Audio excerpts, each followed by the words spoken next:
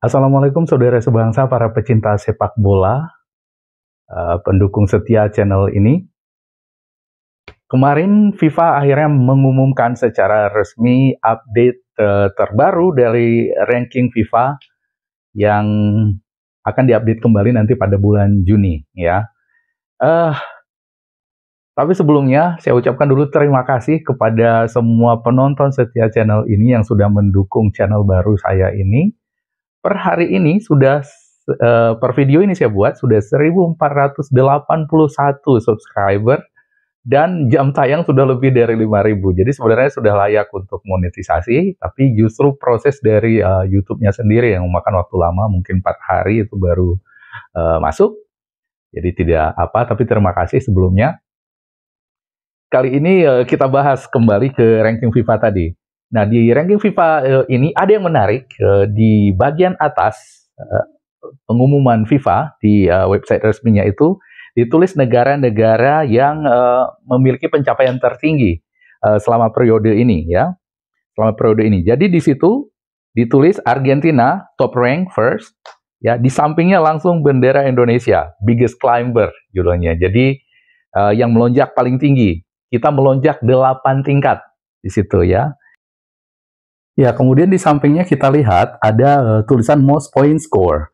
Yang most point score itu adalah negara yang mencetak skor terbanyak ya, mencetak poin terbanyak di update FIFA kali ini. Dan di situ lagi-lagi bendera Indonesia kita lihat dengan poin plus 30,04 ya.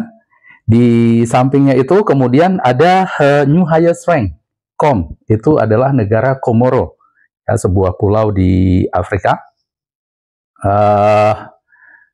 bekas koloni Prancis, itu 115th new highest rank. Jadi itu adalah ranking tertinggi yang diperoleh sebuah negara sejak bergabung dengan FIFA atau sejak menjadi anggota FIFA.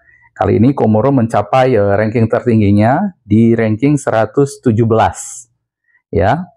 Kemudian di samping Komoro, tepat di sana langsung rapat dua bendera sahabat terbaik kita di Asia Tenggara ya. Tetangga kita yang orang-orangnya paling kalem ya, yang paling legowo menerima kekalahan dan paling sportif ya. Tim nasionalnya juga yang kalau dikerasi juga mereka tidak melawan. Mereka ini adalah tim yang paling sopan, yang paling lembut, ya, sportif, apalagi segala yang kebaikan lah, suka menabung, itu Vietnam. Ya, di Vietnam, di sana mereka itu muncul di halaman pertama update terbaru FIFA ini sebagai biggest drop. Ya, jadi yang terjun bebas paling dalam itu biggest drop dengan 10 tingkat. Jadi di pengumuman sebelumnya mereka ada di 115, posisi ada di 105, kali ini jatuh ke 115 ya. Juga mereka itu most point loss. Jadi kehilangan poin terbanyak min 30,4, angka yang persis sama dengan Indonesia tadi, hanya berbeda tanda minus dan tanda plusnya saja. Ya, itu Vietnam. Dan kalau ditambahkan lagi dengan kekalahan mereka di Piala Asia, Vietnam ini betul-betul tambang poin kita ya. Satu kekalahan di Piala Asia dengan ditambah dengan 2 easy win di kualifikasi Piala Dunia, itu menjatuhkan rankingnya yang sebelum Piala Asia itu ada di 84 atau 87, begitu drop sekarang ke 115 ya. Tapi bagaimanapun dia masih nomor 2 di Asia Tenggara.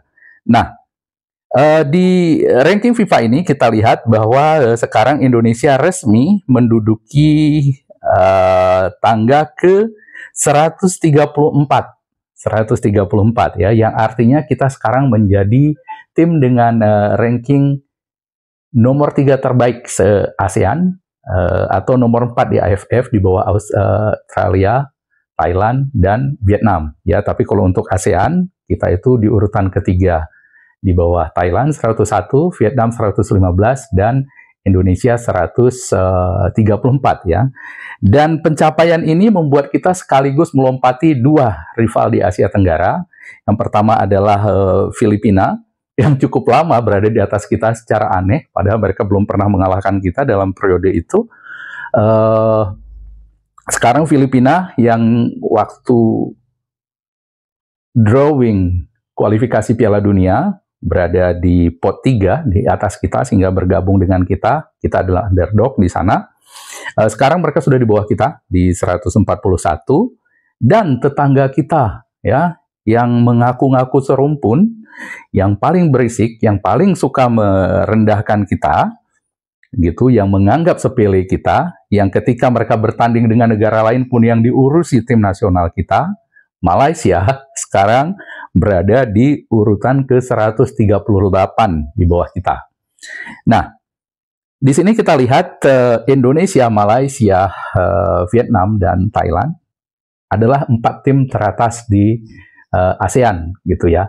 Dan itu memang sesuai dengan pencapaian belakangan ini di 4 negara ini ya. Sepertinya di ASEAN ini terbelah antara 4 tim teratas ini, kemudian ada tim menengah yaitu Filipina, Myanmar, Singapura, dan di bawahnya itu Laos, Vietnam, Brunei, dan Timor Leste dalam satu kategori gitu.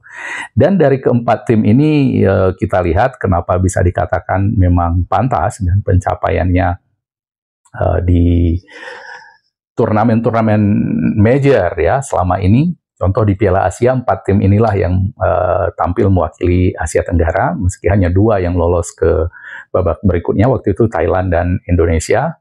Dan juga di Piala Asia U23, 4 tim ini kembali tampil. Bayangkan dari 16 peserta Piala Asia U23, ada 4 tim ASEAN.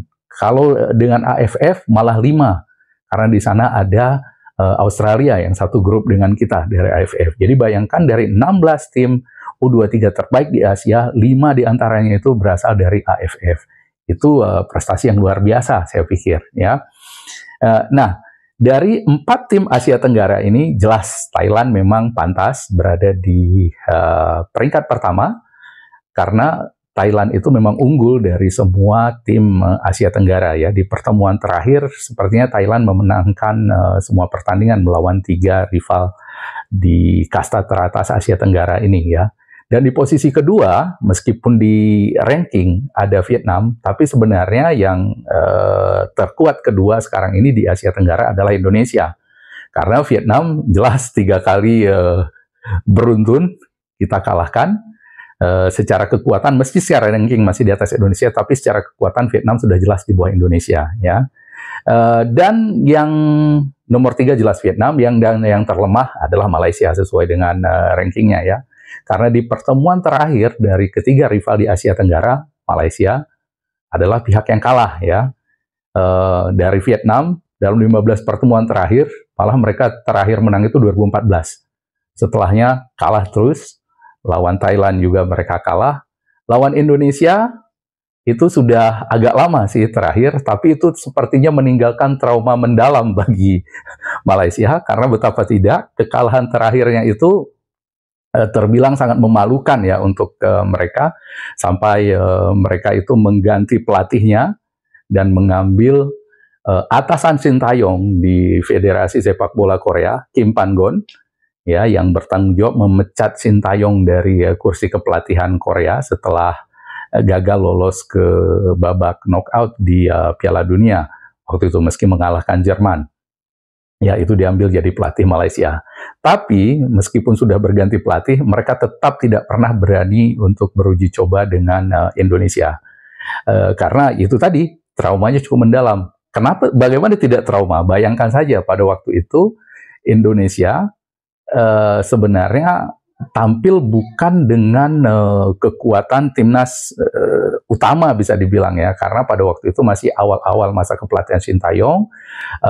Dia pada waktu itu sebenarnya lebih fokus untuk mempersiapkan timnas Indonesia U20 yang waktu itu masih U19 yang dipersiapkan untuk Piala Dunia U20 yang rencananya diselenggarakan di Indonesia pada tahun 2020 itu tetapi batal karena COVID-19.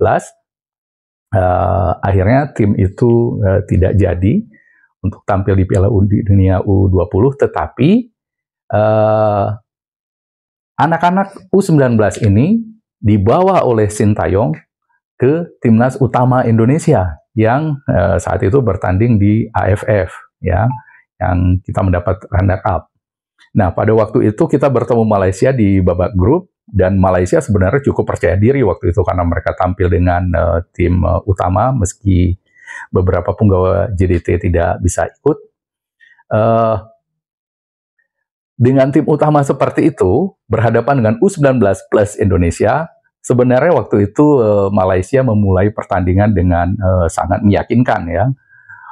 Baru beberapa menit pertandingan, satu rembatan cantik dari Kogi langsung ke sudut, tidak bisa ditahan oleh Nadio.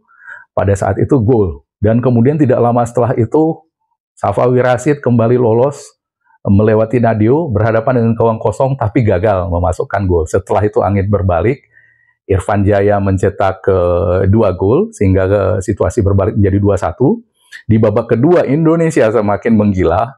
Anak umur 18 tahun, Pratama Arhan mencetak gol cantik dari luar kotak penalti dan diakhiri dengan sundulan dari Elkan Baggett, anak umur 17 tahun pada saat itu, mengalahkan duel udara, mengalahkan Dayon Kuls, pemain dari Midtjylland Denmark waktu itu, ya, yang sekarang ini menjadi kapten Malaysia, yang berbuat konyol di pertandingan terakhir melawan Oman. Dia melakukan blunder, tetapi tidak mau lagi mengejar bola sehingga menjadi bahan tertawaan di Indonesia dan menjadi banyak meme Dayon Kulsnya.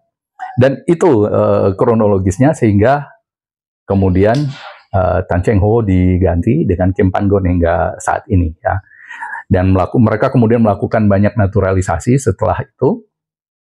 Tetapi meskipun mereka ngakunya kuat, Malaysia pada saat itu beraninya hanya melawan tim model Papua Nugini, Kepulauan Salomon, sejenisnya gitu. Mereka selalu menghindar dari Indonesia berbagai alasan, ya. Terakhir yang paling telak itu ketika mereka menyelenggarakan Piala Merdeka. Indonesia tidak diundang. Alasannya karena Indonesia belum level Asia. Ya, rankingnya terlalu rendah. Ya, itu mereka katakan. Jadi Malaysia tidak berminat dengan Indonesia gitu. Meskipun kita semua tahu sebenarnya itu karena mereka takut untuk berhadapan dengan Indonesia, ya. Nah, kali ini ketika FIFA sudah merilis ranking terbaru, kita sudah 4 tingkat di atas Malaysia. Seharusnya Malaysia tidak punya alasan lagi untuk menolak pertandingan melawan Indonesia, uji coba melawan Indonesia, ya. Seharusnya mereka tidak menolak karena tidak ada alasan lagi. Ranking kita sudah di atas mereka. Dan apalagi alasannya gitu. Tapi itu lucunya Malaysia, beberapa waktu yang lalu sebelum ranking yang baru ini resmi dirilis oleh FIFA, media mereka pun sudah mengatakan, ya, menghindar dari Indonesia gitu. Jadi apa bagaimana menghindarnya? Katanya Indonesia baru ranking sekian udah bangga, katanya. Kalau Indonesia itu kuat, lawan itu Korea, katanya kan. Kalau bisa tahan Korea baru kita akui kuat, katanya. Jadi mereka itu betul-betul membanggakan hasil seri melawan Korea di Piala Asia kemarin, ya. Hasil seri yang mereka dapatkan karena Korea ingin menghindari Jepang yang jadi bahan tertawaan waktu itu di seluruh dunia, tapi mereka itu dibangga-banggakan gitu. Jadi di setiap komentar apapun ketika mereka mendapat hasil buruk, itu lagi yang diulang, itu lagi yang diulang. Sehingga itu menjadi bahan olok-olok, ya, di Indonesia ini. Jadi waktu itu ada yang bilang, aku tak kisah Malaysia tewas pada Oman, aku tetap sokong Malaysia. Yang terpenting bagi aku, ketika Piala Asia lalu, Malaysia berjaya mengikat Korea 3-3. Perlawanan itu akan aku ingat sampai bila masa. Jadi kata-kata ini rupanya di-copy oleh netizen-netizen Indonesia di berbagai platform. Begitu Malaysia sudah kalah dan mulai banyak ngeles, kata-kata itu dikeluarkan. Itu menjadi semacam meme favorit sekarang ini, kata-kata itu. bagi Malaysia. Tapi saat ini seperti dikatakan tadi, ranking kita sudah di atas mereka. Seharusnya mereka tidak punya alasan lagi untuk menolak uji coba dengan kita, gitu ya. Toh apa yang mereka takuti gitu? Kalaupun kalah, ranking mereka hanya turun sedikit. Kalau kita kalah, mereka dapat ranking banyak ya. Dan kalaupun nanti kalah, kan tinggal ngomong, aku tak kisah Malaysia tewas pada Indonesia. Aku tetap sokong Malaysia. Yang terpenting bagi aku, ketika Piala Asia lalu, Malaysia berjaya mengikat Korea 3-3. Perlawan itu akan aku ingat sampai bila masa. Gak ada resiko kan? Jadi demikian dulu video kali ini. Assalamualaikum warahmatullahi wabarakatuh dan merdeka.